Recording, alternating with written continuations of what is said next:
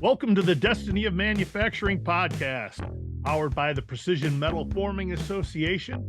I am Dean Phillips, and I'm your host. Guess what? I have Drew Crowe, the MFG, with me today. Welcome, Drew. What's up? What's up, Dean? I'm happy to be here finally. It is fantastic to finally get you on here. I know we had some hit and misses to try and get you on, but finally we both found some time in the schedule to make it work. Thank you so much, sir. You know what they say, man. It's not about the misses. It's about once you finally connect, what you do with it. And we're gonna knock it out the park, baby. I'm ready. I'm ready. So right away, tell me, what is your big takeaway? So I've got like two big takeaways that kind of go hand in hand. My first one is that our industry is going to be the smartest industry that we've had, and by smartest, I also mean most diverse, right? And because of these things, you know, we have the smartest generation now. I think the screenagers have access to knowledge at their fingertips that we were never privy to. You know, we had to find different ways to get the information, to find the teachers, to find the mentors. With a phone or access to a phone, access to some type of internet connection, people can learn about everything from the teachers and the mentors that teach them the best. They can choose their teachers, they can choose their lessons, they can choose how much time they want to spend in learning it. And this is the new wave. So people are finding their passions, people are finding what they want to learn about, and they're going and finding that knowledge themselves via certifications, you know, via hands-on stuff locally, and having more access to the things. The diversity comes in because, you know, now with new programs and new eyes and attention on, you know, the diversification gap that we've had here in advanced manufacturing, and a lot of people doing stuff about it. I think that people from pockets that have been previously passed over are now looking at this field as something that's viable, something that they want to get into.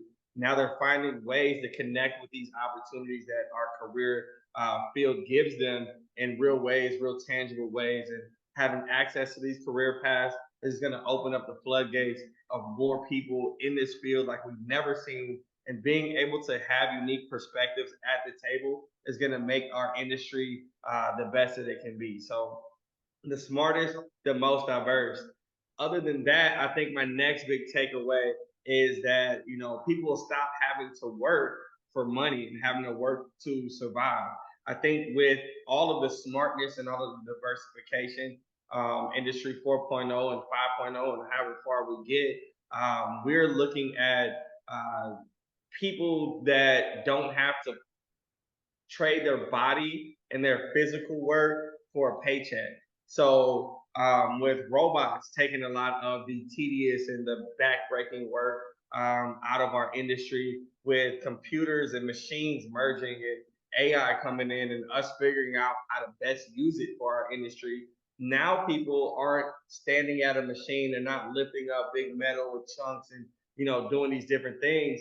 Now they're teaching robots to do it. They're looking at data. They're looking at, you know, maybe even in air conditioned home or a beach, you know, they're monitoring machines and monitoring uptime and downtime.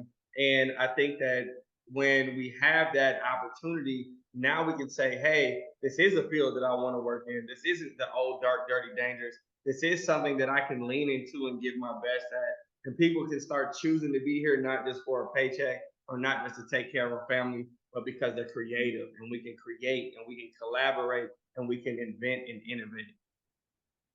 I'm with you.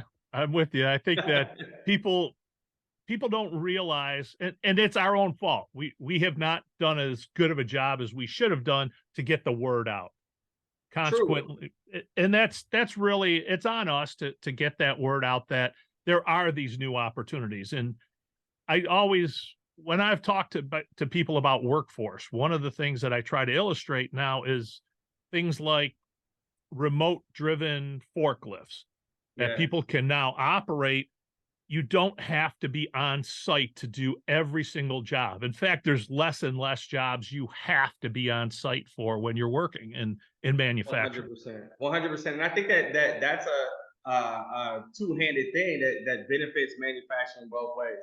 When we think of people that are uniquely able, people that may be missing limbs or may, have some type of disability that they're living with, unique ability that they're living with, now with remote jobs and not having the physicality of the job, we just opened up our workforce tremendously, right? When you think about, the different generation gaps, there might be people that are still able-minded and that can work, but physically they might not be able to do the things that they used to do. People are able now to work even longer and not retire as soon as they have, because there are new positions that they can take that legacy knowledge that they had and apply it to now with this new technology. So I think that it helps us keep people in the game working, add more people to the game working, removes a whole lot of barriers that at one time kept populations of workers out, and then extends the life cycle of people that want to work and are still willing to work. We can have them work in new ways.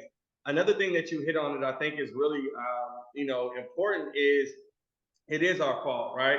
And our industry for a long time has kind of, been on the lucky side of things where in the 80s, and on down, there were a lot of people that were visibly machinists. People knew machinists. There were tech programs in schools and they had machines, and, the technical colleges were a lot more full and prestigious. And we've kind of lost that, right? So now when we Yes. want people, we really need people to come in as an industry, we're kind of putting the burden on the people to come find us like they used to. We used to have lines outside of doors, for these good jobs at apprentice, companies that had apprenticeships like Boeing and all these different places. You could walk down to the end of your block and find a union hall that would teach you advanced manufacturing skills, right? And this is without a high school diploma a lot of times. And we don't have those outlets anymore for the people who can't find a college that suits them or can't find a career that they've been, tailored to. So it's on us as an industry to go out there on behalf of the industry and reach out to the people. Again, they didn't create this problem, we did by not doing more of this. So how do we support the community? How do we get into the community? How do we support the community colleges and the high schools, the vocational schools, the tech schools?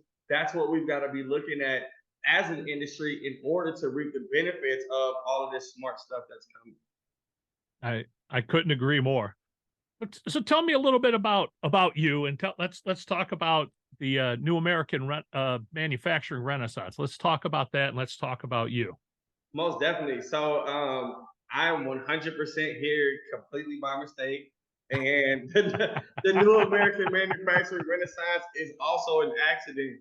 I am from St. Louis, Missouri, and I, was a teenage father, two-time felon. All of the statistics was who I was, in a bad way. I didn't have people really engaging me when I was young. I didn't have a lot of positive role models doing positive things. So quickly, I headed right in towards that bad direction. I was smart, but you go to schools where teachers are underpaid and they don't come from the community. They don't really understand, how to engage me and get that out of me. So, I didn't really have a lot going for me. Then, add on felonies, add on that I'm a father before I was technically 18 or even a man. Now I have the cards stacked against me even more, so to speak. So I just got tired. I got tired of being locked up and being impoverished and all these different things. So I reached out to the community and I just asked people who's hiring, who's got a regular job that I can work so I don't have to, do street stuff anymore. And it just so happened that a lady, was like, hey, we got 2 jobs in my shop that are open and I can set you up with the interview, but everything else is on you. So I go into this shop and I see this guy named Donnie Ogle, old white dude, bald head, white beard, goatee, and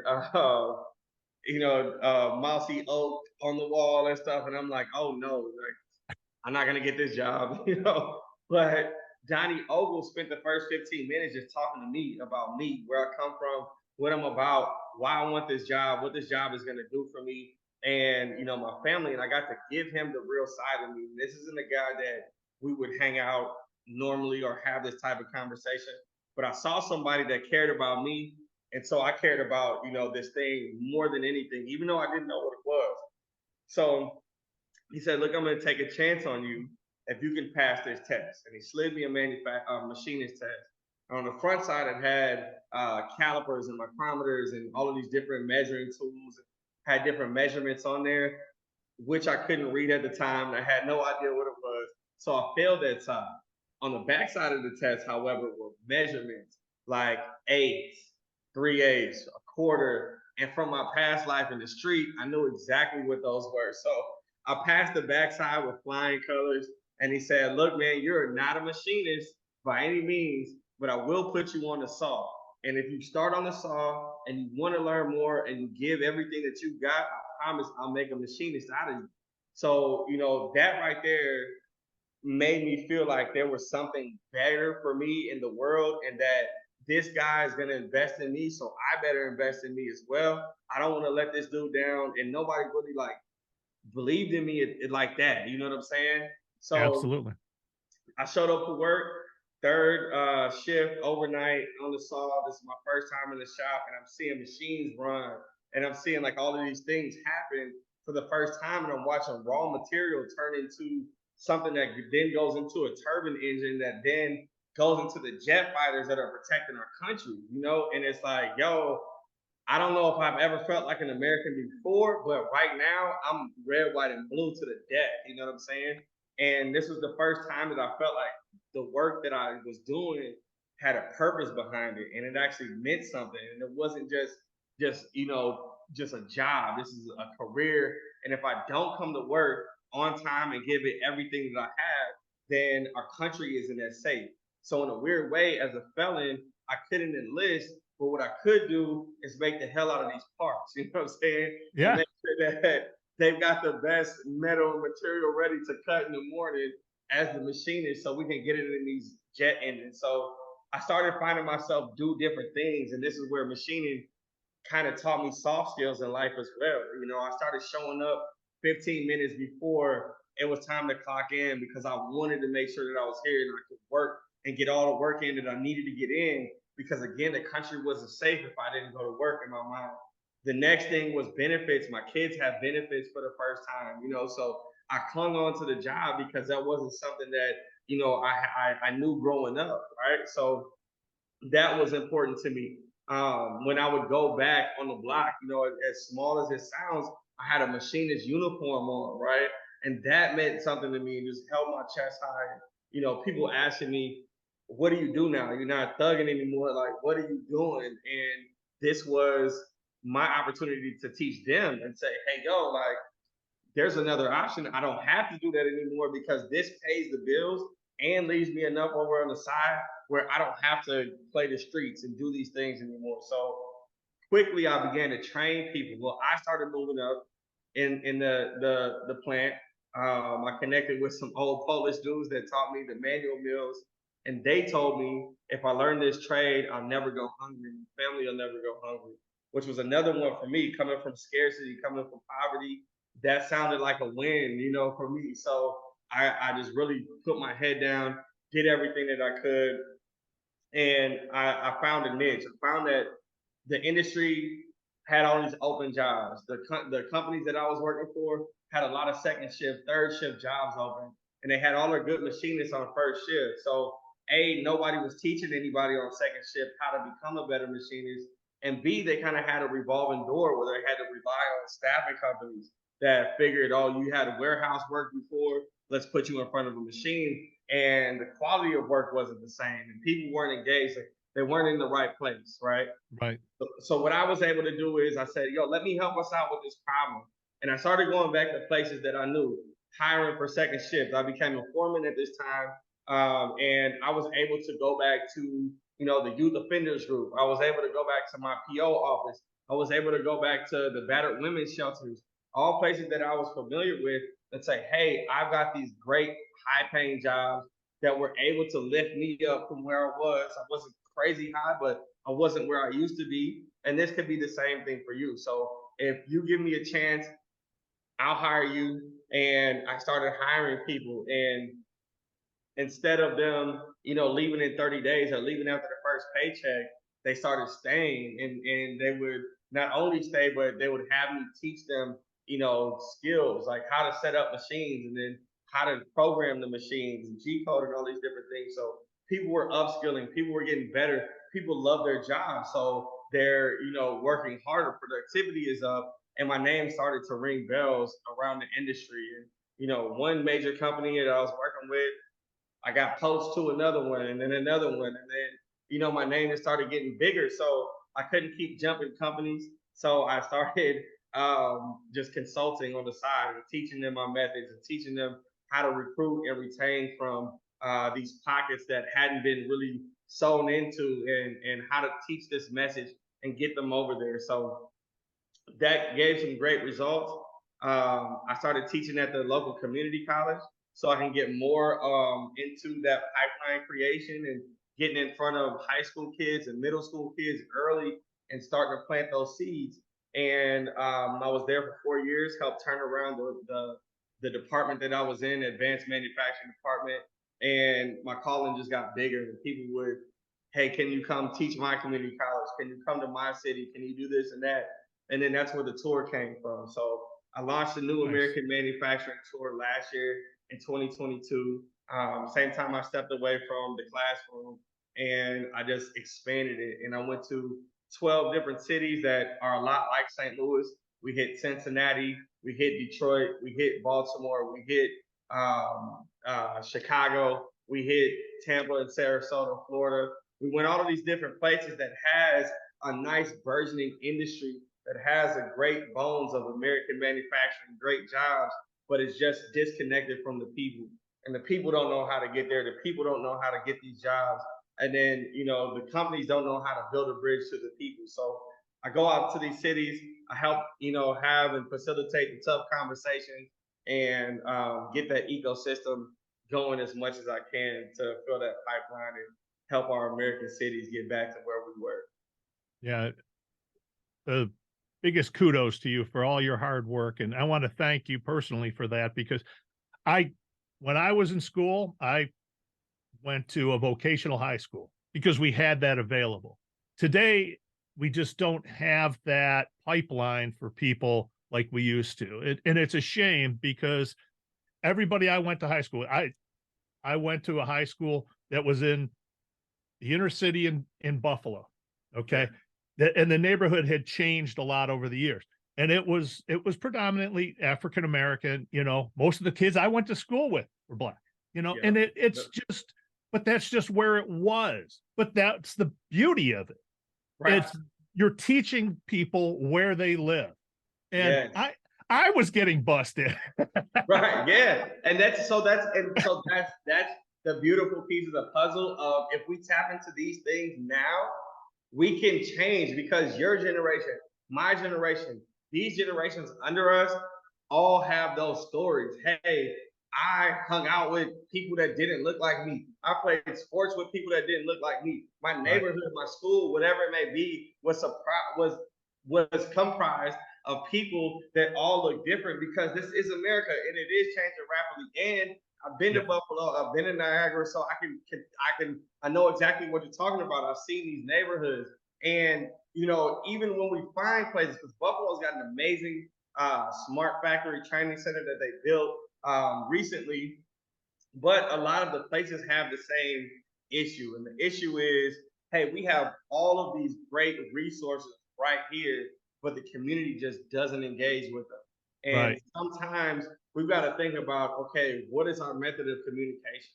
And for a long time, if high school guidance counselors that are in these distressed areas don't know what manufacturing is, they can identify this as an opportunity for their kids. You know what I'm saying? So they don't talk about it. Or the high school counselors might be of the generation whose grandfathers and great grandfathers and great grandmothers were Rosie the Riveter, and they were some of those first generation manufacturers who don't have other digits, whose bodies are beat up because of manufacturing, and they remember their parents telling them, don't you ever do this. I'm doing this work so you could become a guidance counselor, so you could become a teacher or a principal or whatever white collar job that is, right?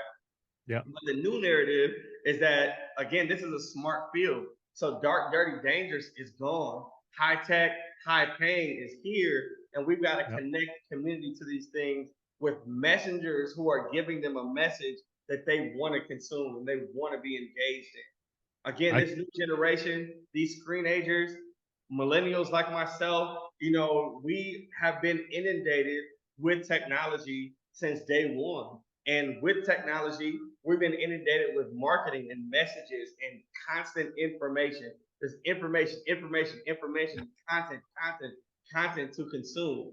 And if yeah. manufacturers and manufacturing don't put ourselves in that algorithm, don't put ourselves in that race of content, then the kids might see it once, they might be interested. And when they walk from one class to the next one, they've seen 30 different videos that they forgot what we were about. You know Right. what I'm saying? I do. I do. It's interesting you mentioned on that's that location, the smart center there that's on Northland Avenue in Buffalo. That used to be Niagara Machine and Tool. I worked there Wow. throughout the 90s, and I went to school a block away at Seneca Vocational, which was a block Okay. away from there. There you So go. There you go. And so we as Americans, that has to be our story again, right? yep, There's so many people who college might not be for them, or college might absolutely. not be for them right out of high school. You know what I'm saying? And so we've got Absolutely. to give another option besides Uber Eats or Amazon Warehouse that people can still have a career and then say, hey, maybe I am good at this thing. Maybe after my 2 year here at the vocational, I can have a job right down the street, and then they can pay for my 4 year, and I can become an engineer or a programmer or whatever my heart desires. Because we have so many open positions in advanced manufacturing, from service engineers to applications engineers to even sales and marketing. And we both technically work in manufacturing now, and I guess people would call me an influencer, and people would call you maybe one too in a podcast host, right? But Right. there's so many jobs within our industry that people don't even know exist, or don't know exist yet, I should say, because new media like yourself and the things like I'm doing, getting out on tours and speaking on podcasts. Thank you for the platform. This is where we get them. The new media is where they see our field. The new media is where they see what we're doing inside of our walls. And that's where, we start opening the floodgates and building that pipeline. Yeah, because it's interesting you say that. I've had some long discussions with the PMA, and I've brought up the points that, yes, you've got a magazine that you send out, and yes, you can communicate through other platforms, but you need to communicate with people with where they live and the way Yes, that they consume information, and that has to be our goal. And I think 100%. we've struggled with that in manufacturing. There's just no question about it. And you've done some great things. And I really want to commend you on that. But I'd like you to talk a little bit more about the programs that you've been involved with and some of the things, like some of these pictures that we've got here of your impacts. Absolutely. So what you just said is a highlight for one of them. So one of the things that I do is I routinely go into companies, and I give them audits, and I help them build a plan to do exactly what you said, because you're right. Us as manufacturers, we are not where we need to be as far as reaching the youth. And I think that there should be a dual-handed approach to this thing, where we say traditional media is where the traditional manufacturers are. But there's also a coming age of digital. And the digital, the sooner we get in, the more of an impact that we can make. And to be honest with you, I mean, it's not just for the younger generation. There's tons of people that I know that are my age and up. I'm 35. There's people that are older than me that are moving away from traditional everything, because they understand that technology is making things easier on them.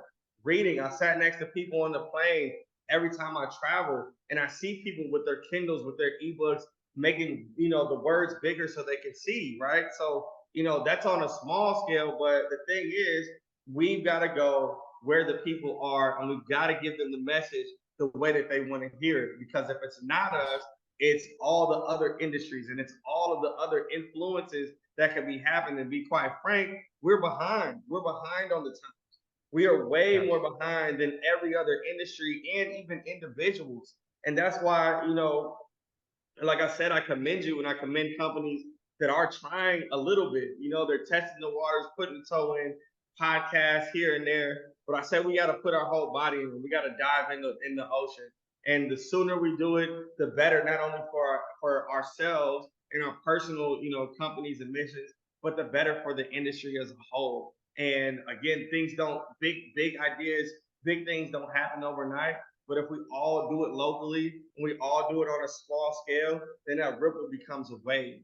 And that's where Yeah. we got to start. So I love traveling to OEMs, but I really love the mom and pop shops even better because they're more agile. We get to do really great, impactful work there. And I get to tap them in with things that the OEMs are doing that they can do on a smaller budget that will work for them. So, giving them those shortcuts, giving them those hacks, and getting them into the community and getting them the workers that they need is, my calling.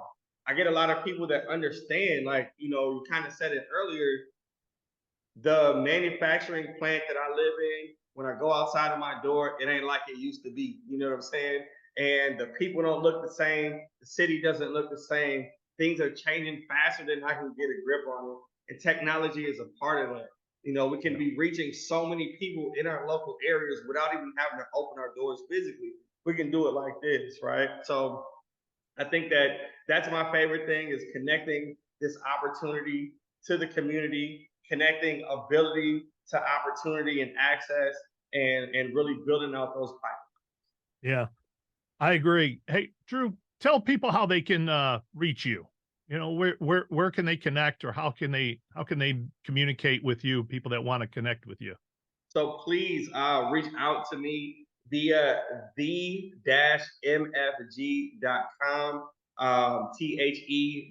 the-mfg.com is where you can find all things Drew Crowe. You can also go to mfg-zone.com, and that will get you to my calendar link as well, another version. But also, if you are a technical educator out there, or you have a vocational school or a workforce development program or any of those things, or even if you say, hey, I'm a manufacturing company that wants to show off what we do to the community, and I'm not the person that'll be able to do it, I have a video series for you. It's me navigating people through what manufacturing is, what type of jobs there's available, and it's me and my regular, my regular voice. If you feel like that can benefit you, mfg-zone.com. You can download that 7 video series for free and use that on your website, use it on your email list, use it at your manufacturing day programs, recruitment tools, teaching your teachers what manufacturing is, giving myself and giving my resources to you all so we can spread this thing and make it happen faster. Yeah, you really hit it on the head there too. Is we need to help teachers understand the benefits of manufacturing too. That when we look at the greater scope of things, this is everybody's problem. You could say that, when we talk about manufacturing and not building things here, that's a problem for all of us in the Not only long is it a run. problem for all of us, but it's scary if you think about, what the pandemic did, and we couldn't get anything into our borders for a Yep. long time, and all of the things that we relied upon because we sent it all overseas for the past 25, 30 years. All of the things that we needed to get here was 18-month wait time, 20-month wait time, couldn't even get it sometimes. When we think about, small things like toilet paper that was getting ran out, and PPE and masks and all these different things. If we get back to making at home, we don't have to send it anywhere. It's right here at home with us, number one. Number two, making is in everybody's DNA pretty much. Whether, you put something together in your mind or you put something together physically, everybody's got an idea of something that will make their life a lot easier. And with the advent of, additive manufacturing, being a lot easier to have in your home. You can get a 3D printer for $100 or $30 these days, right? People are Yep. going to start understanding that these skills are everyday skills. So we're gonna have people that say, "Oh, I need a plate and fork and a knife to eat dinner tonight." I'll print one while my dinner's cooking and I'm watching my favorite show. And then when they eat dinner with their utensils, then it can go back and be reused as another, something to print, right? And so Absolutely. that's where the sustainability comes in. That's where the everybody's a maker comes in. So if we hone these skills, if we, as an industry, teach people that all of the things that they do right now have something to do with manufacturing, whether that's using a touch screen, whether that's playing a video game, like you said, they are controlling robots and picker and packers with video game remote controls right now at FedEx. They're using PlayStation and Xbox remote controls, Yes. right? So these are the things that people have been spending time on, and we can use those real skills right now. Absolutely. Well, I appreciate it, Drew. Thank you so much for your time, buddy. It was great to have you on here. Uh, Once again, this has been the Destiny of Manufacturing, powered by the Precision Metal Forming Association, here with Drew Crowe. Thank you, Yeah. sir. Hey, Dean, thank you for having me. Shout out to everybody that's listening. Connect with me if you can, Drew Crowe _MFG on all the social medias. And stay tuned because Dean's got it hot, man. Take care, everybody.